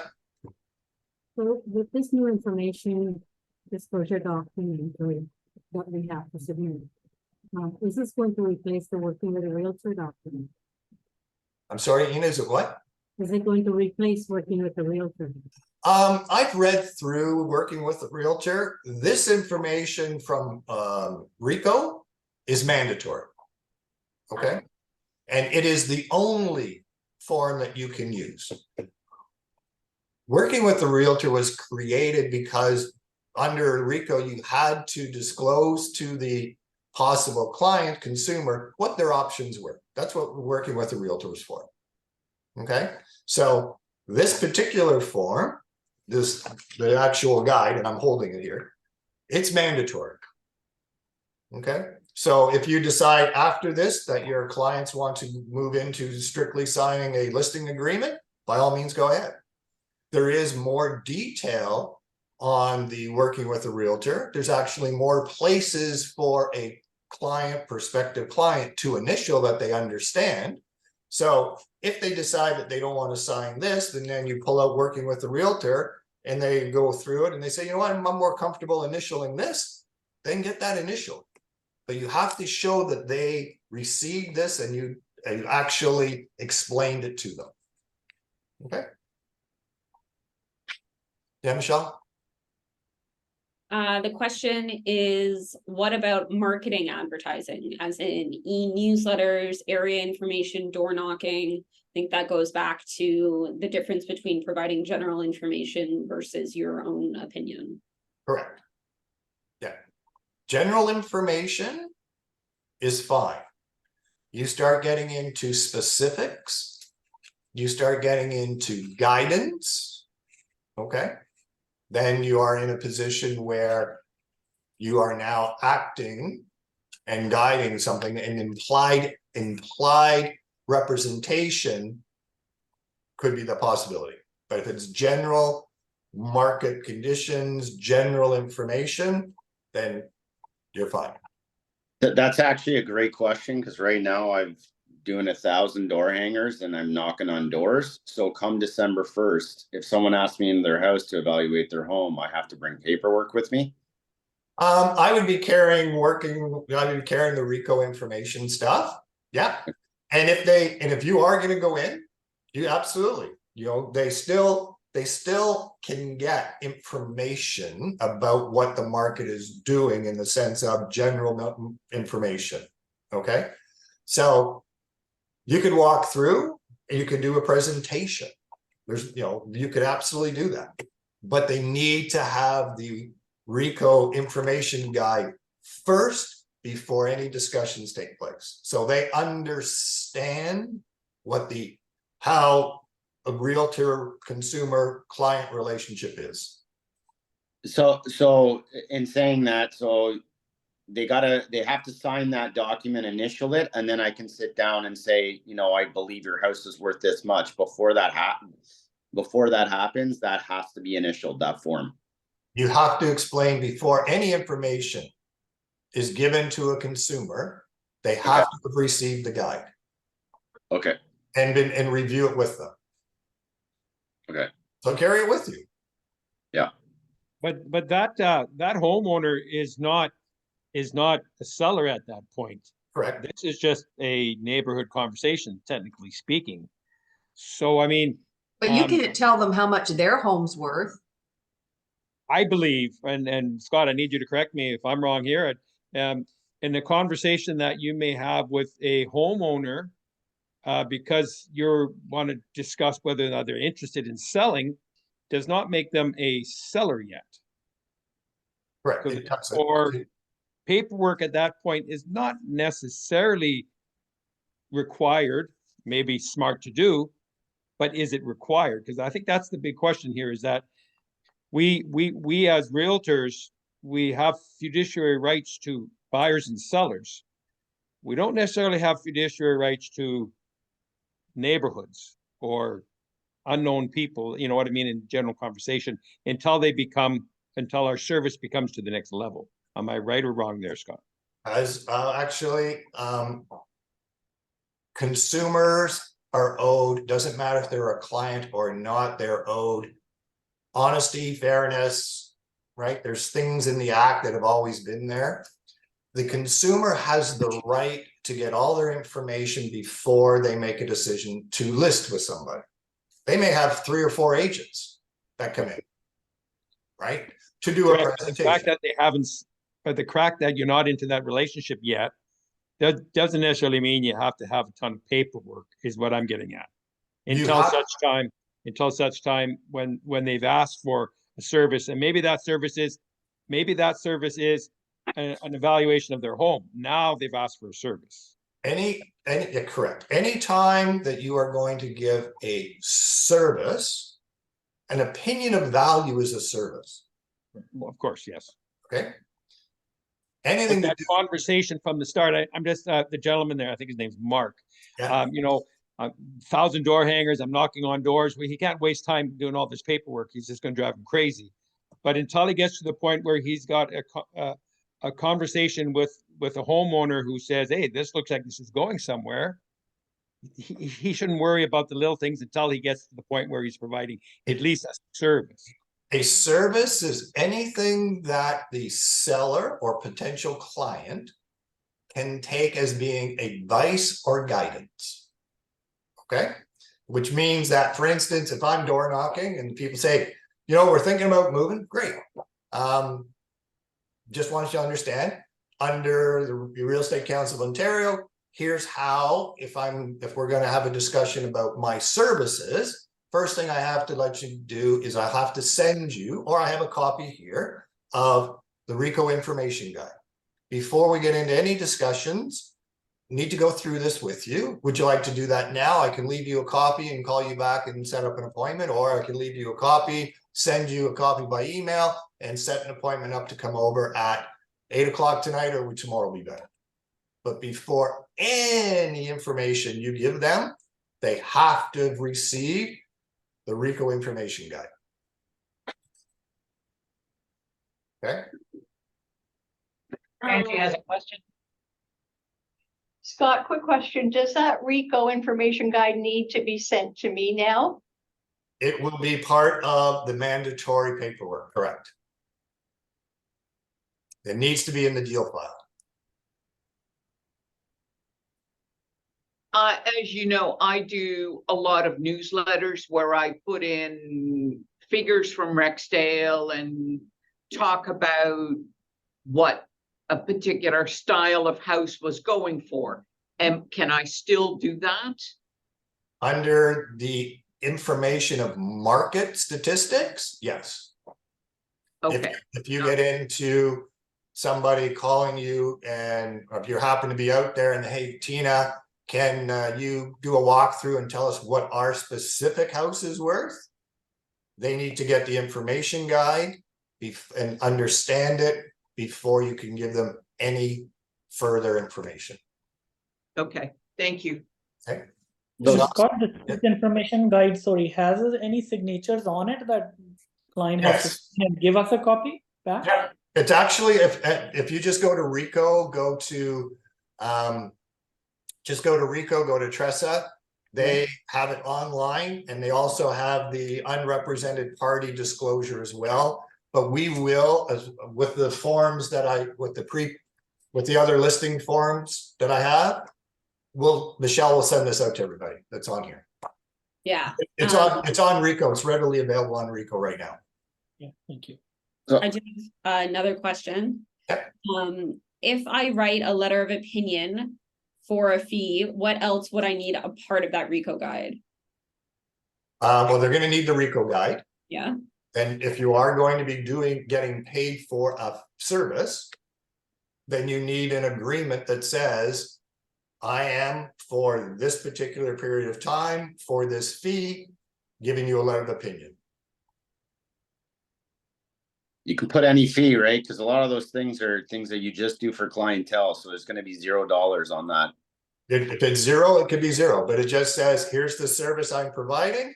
Here's what I'm getting compensated for. Okay. Now, for clarification, would that be the listing agreement, or which form is that, or would that be?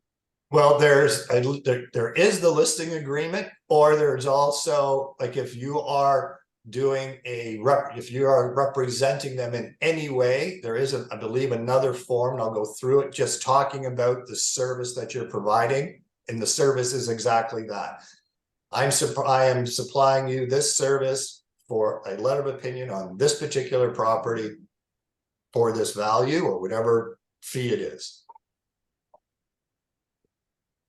Like I just did a letter of opinion for, close friends of mine just lost, our mom passed away. So I did an evaluation and stuff, and I didn't have the paperwork, right? I gave a letter of opinion. Starting December 1st, I got to go, okay, here's what I have to give you. You understand? And then I have to give them an agreement that says you are hiring my service for an evaluate or a letter of opinion.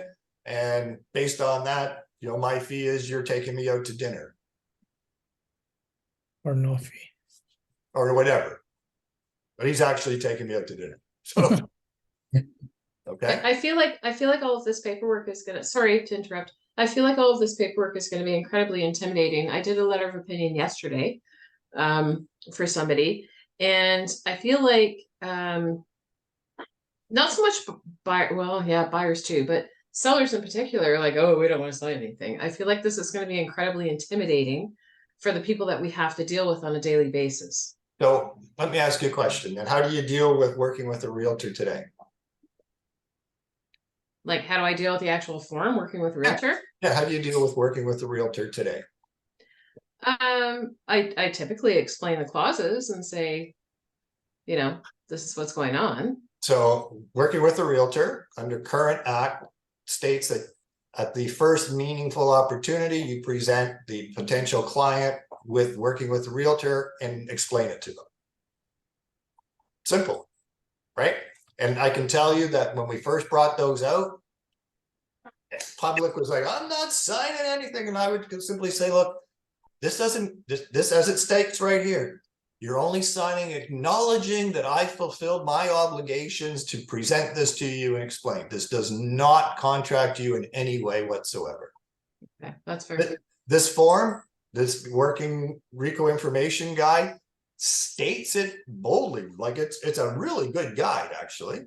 And it just says, this is how the choices are with your, if you're going to work with a realtor, here's what your choices are. Here's what their obligations are, and here's what this form is here to explain. So there's more to read, absolutely.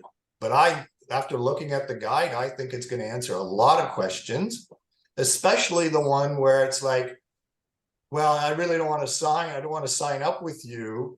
I just want to go look at houses. Unfortunately, if you're going to work with an Ontario licensed realtor, as per the guide, that can't be done unless you are under a contract, but we can do a limited contract. We could do a contract just for the houses I'm going to show you.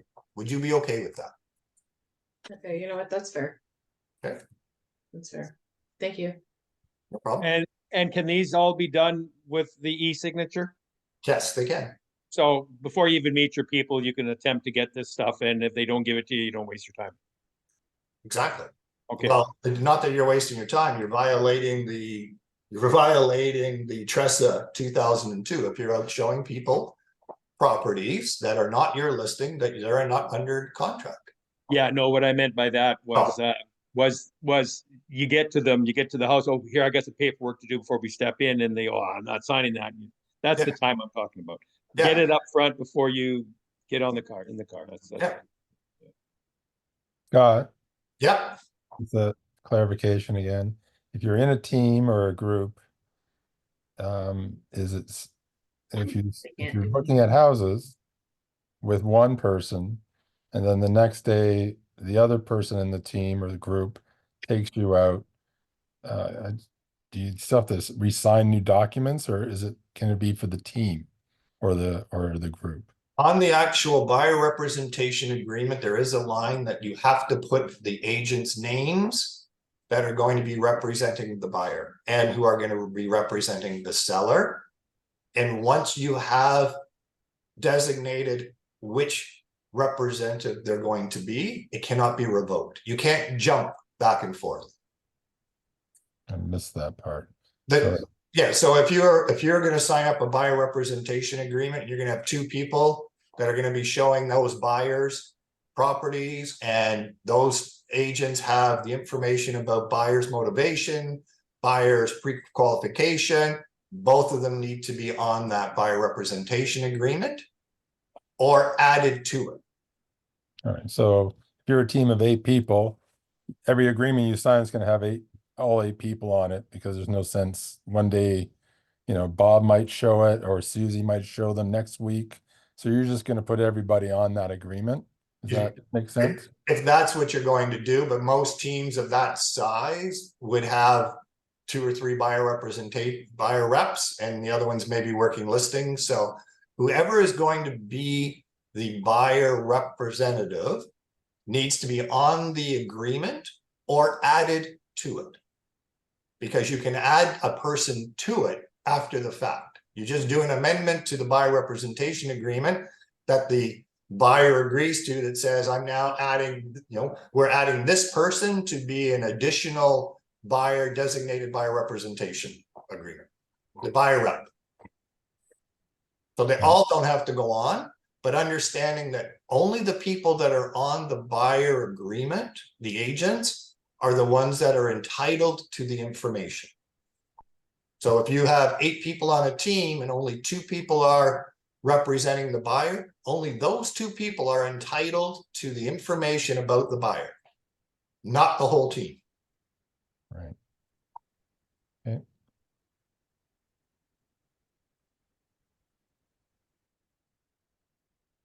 Okay, is there anything else in the chat that I have to answer, or situations? And There's just one, I have one last question here. All listing presentations therefore present your skill and judgment regarding their home value, comparables, etc., and thus requires the info guide to be sent in advance and returned signed prior to the presentation. Is that true?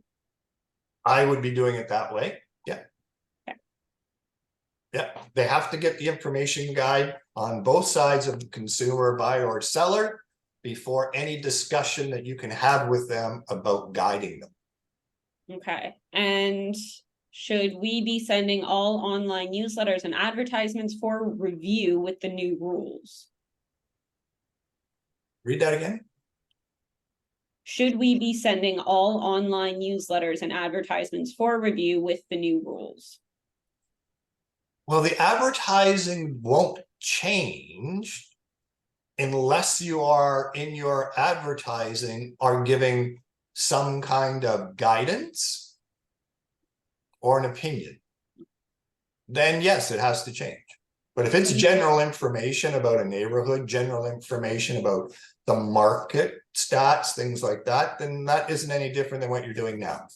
So, for example, if someone was to send the market update stats that we do every month for the brokerage from month to month, that is, you don't need a guide for that. But if you're using language such as I believe or I think you should, then you would need a guide. Is that correct? Yeah, because now you're giving an opinion to an individual consumer. Okay. Right. So that consumer is, what you have to understand is that consumer, then you start giving information to that individual consumer. That consumer then's going, hey, this person's working for me. So you've now stepped over the TRESA guidelines, where you're now giving implied representation to somebody without them knowing what they can and can't do, or what you should be and shouldn't be doing. But generality of information is fine. You don't need to do any type of disclaimer or anything like that. But if you get somebody that sends you a request for more information, like what's my house worth, now you have to send the information guide, say, hey, thanks very much for responding to my my email or my newsletter. Before we get into any type of discussion, I'm just going to send you a link to the RICO information guide and video that RICO has about how realtors in Ontario can work with consumers. Okay. Yeah, so it's just more explaining, more disclosure of what your services are and how you get compensated. As long as you fulfill all of those, right, you're fine. Which all of us as professional realtors have been doing to some degree anyways. Mind you, lots of it has been verbal, but now you just got to document that. Like I know for, Nasir runs around and does showings all over Ontario with clients. We know that. He posts everywhere, which is great. Now he just has to, when he does a buyer representation agreement, says, here are my duties. Here's what I do for my buyers. Simple, versus just telling them.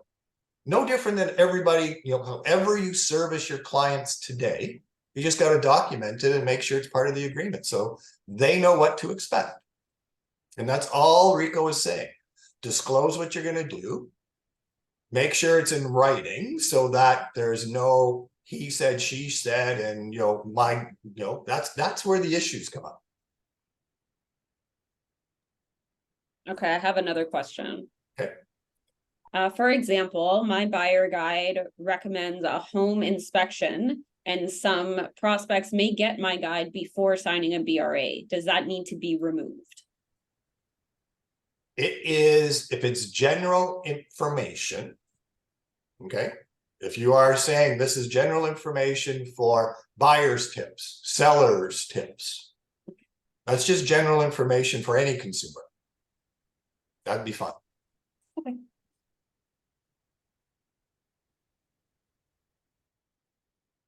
Scott, Yeah. does this apply to builders or lawyers regarding real estate? Or is this just realtors now? So if you're looking to buy a house from a builder, you walk into the sales office. They don't tell you that you should maybe get another person. They're happy to sign you up as usual. Even if you are registered, which I've had clients that have bought houses and not knowing. So this only applies to realtors, right? This, I really can't see you walking to a car dealership and say, I want to look at cars. And the car dealer says, well, you're just going to have to watch this video first. Like, I really think this is not going to be as simple as you're sort of making it out for people. well, this only applies, TRESA only applies to licensed realtors under RICO. No, I get it, but it's just realistically, I can't see having paperwork signed every day. I have to go out and show houses. I mean, that's Mark, all I'm saying. I know, I'm just saying realistically, it's just under TRESA, that is the rules. And in the event that there is a violation of the rules, as of December 1st, RICO has way more power than they've ever had. I know. I'm just. And just as an emotional plea to everybody, Scott is leaving on December 1st for a little bit. So it will only be me here. So I will have my computer with me, so I am available. But this recording is being sent out. All your questions will definitely be answered. But for the rules, there's not much we can do other than just state. And please, and understand that December 1st, RICO is not going to be running around checking on everybody what you're doing. There is a little bit of a grace period to get going through this. And don't be surprised, 90 days from now, there's a new form or a revised form for situations that have come up. Okay? But understand that as of December 1st, you must use the RICO guide. If you are going to be representing a client, you must state what your services are and have that part of an agreement that they are your client. And understanding what you can and can't do with a self-represented party. But there will be a transition period. So if you are, unfortunately, like not everybody is going to get this right away, they know that. But I'm going to suggest that after 90 days, at the longest period, 6 months, you better have this down pat, because they will then start enforcing. I have a question. Yep.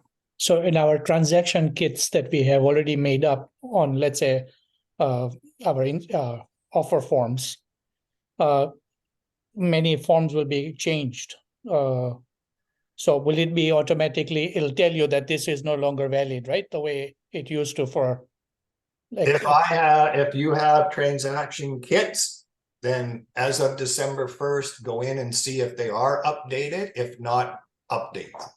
Okay, Yeah, I think it would be maybe a good idea for the office in general. I know you're going to send out the forms, but maybe a more specific email stating this is exactly each form that needs to be in place for your sellers and for your buyers, so that no one's missing anything. The only additional form that we're adding is the RICO information guide. Okay.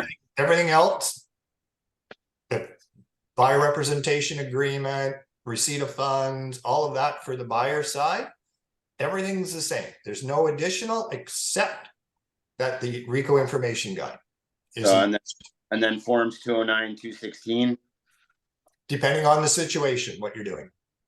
Okay. Those are specific forms for a specific situation. Okay. There is a question that says, I have a listing being signed today. Do I need to do anything on December 1st? No. Anything prior to December 1st is as the rules are today. Unless after December 1st, you cancel and relist, like sometimes agents will cancel that listing and bring it out at a different price, or if that's after December 1st, then you have to use the new forms and new rules. But anything prior to December 1st is status quo.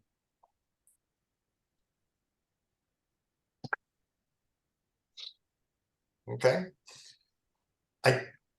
Please believe, once you get the documents, read through them if you haven't already done so. Most of the time you're working with a buyer and you're working with a seller. Okay. This hasn't changed that. It's just it's changed the whole dynamic with the buyers though, Scott. It's changed. Yeah. With the buyers, it's now you have to make sure that you're a client. But it could be, a client for one particular property for a very short period of time. So and actually it can help maybe, Scott, and getting the BRA signed, saying, well, here is the guide, but as per the rules now, we have to have a BRA in place kind of thing, right? I think it might help in my thinking, I think. Well, and so it's not to create an argument, but our whole business is to create trust. And there's still a general population out there that the minute you put forms in front of them, they don't want to do it. They do not want to do it. And you can't blame people that don't know you for more than 10 minutes to say, okay, well, here, this is what you need to sign in order for me to take you to see a home. Well, then it kind of makes it difficult to create that trust right off the bat.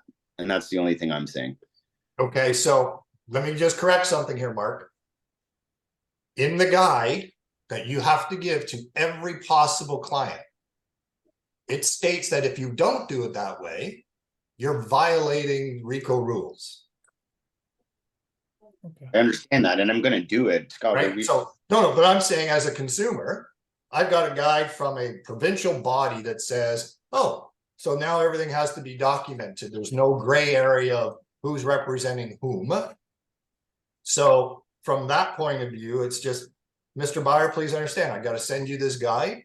If you want to go see this property, I'm a person that abides by all the rules and make sure that I can give you all of the information possible to help you make an informed decision. But I can't do that unless we have an agreement in place, and it could only be for one day in this one particular property. Would you have any issue with that? Hey, Scott, Mike Berman. Haven't chimed in yet, but hey, everybody.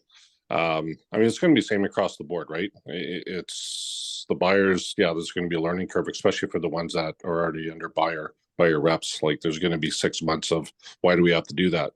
After that, it's going to be commonplace. Everybody's going to know, right? And if they go to our brokerage or somebody else's brokerage, they're going to be told the same thing. So it's going to be status quo. The other thing I wanted to add is a couple times about existing contracts. I've heard on another presentation we had on our board that all existing contracts have to be changed over by March 1st. Yes, that is correct. So that's where, I just wanted to add that. And no, like I thank said you. earlier, so I appreciate that. Yeah, so if you have a listing agreement that goes beyond that period that's stipulated, then yes, you would have to update the information then. Or prior to that, if you are making a change in the sense of canceling and relisting and stuff like that. Thank you, Mike, for pointing that out. But I also think, Scott, that clients, after 34 years of doing this, clients get as hyped up as you are. So if you're all worked up about this, then your clients are going to get all worked up about this. And if you just do it as a matter of fact, hey, as of December 1st, these are the new rules, and RICO is a consumer protection agency, so they're just trying to look after your best interest, and it's my job to do that on their behalf. This is what we have to do. If you make it simple, and you don't get worked up about it, even though you hate more paperwork and you hate this and you hate that, but you can't bring that into the equation. You just have to, it is what it is, and just make it like every other change that the government brings in. This is the same thing. I believe that you'll have as much problem as you think it's a problem. Yeah, good point. Yeah, and again, it's all about the disclosure. It's all about how you present it. And Scott, somewhere I heard that Rico will put a video out as well for this guide kind of thing. If that's gonna come, that might help to send it to people and say, okay, review it kind of thing prior, rather than us going line by line. Exactly. Yeah, and I don't know when that's going to be ready. They haven't I haven't heard any dates on when that's going to be ready, but they will have a link that you can send that will open up under Rico to this particular guide.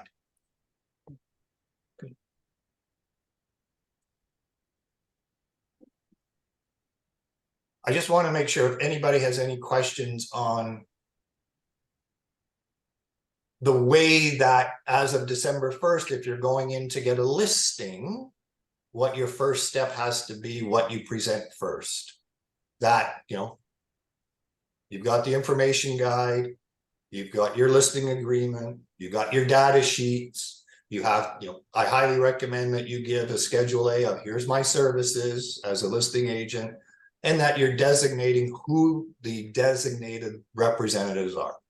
That's all you have to do for a listing. Same thing with a buyer. You're going to work with a buyer as of December 1st, present the Rico information guide, present your buyer presentation on why they would be a benefit for them to work with you. Here are the services I provide. If they decide to work with you, here's the buyer representation agreement. Here's the designated person that is the representative for the buyer. Here's my services that I provide. Here's how I'm getting compensated. And you continue on. Those are really the two main things that we will be doing, that we do with buyers, sellers, or tenants, landlords. All right, so just more explanation and more detail of what your services are. And then just continue on by helping them buy and sell real estate. Okay. Any other, I know it's been a long session, hopefully between the video and the open discussions, and thank you everybody for participating and giving scenarios and questions. And by doing this, we all benefit because there's been so much information from all different parts of the regulators and boards and things like that, that it's a great way with an open forum to sort of really share and understand how we can move through this. But if there's nothing else major, please reach out to me if you have any questions whatsoever. I am away for 10 days. The government didn't call me to check on my beach schedule, but I will have my computer with me and be able to answer questions, scenarios. I'll have my phone. So if there's any questions that you have at all and you're unsure of something, reach out to me. But do understand that we have a little bit of time to work through this. But if you could start, the first thing with that information guide, using the new documents of December 1st, then you're way ahead of that's what you have to just at least start with. And you're also more than welcome to reach out to me. I won't be able to answer the questions, but if it's a scenario where you really need to get in touch with Scott and there's a communication issue, please call me and I can help facilitate that quickly. Basically what she says, if you can't get me, she's going to phone Nadine. Yeah. If I have to, I can phone the actual boss. So there's that was a roundabout professional answer. Say, if you can't find him, get a hold of me. I'll call Mom. Yeah. Which is okay. All right. So, hey, again, thank you, everybody. And hopefully, as I say, this has helped to give you some guidance on the steps that are coming forward. And we've got a great group here. Thank you again for everybody, your input. And, we'll do more updates, this open forum of, especially after, we go through this a little bit, may not be a bad idea to just say, hey, we do another open forum and just talk about situations we've all been through so that we can work through this. But Thanks, Scott. all right, all the best, Thank you. everybody. Thank you again. Thank you. Thank you. Thank you. Thank you.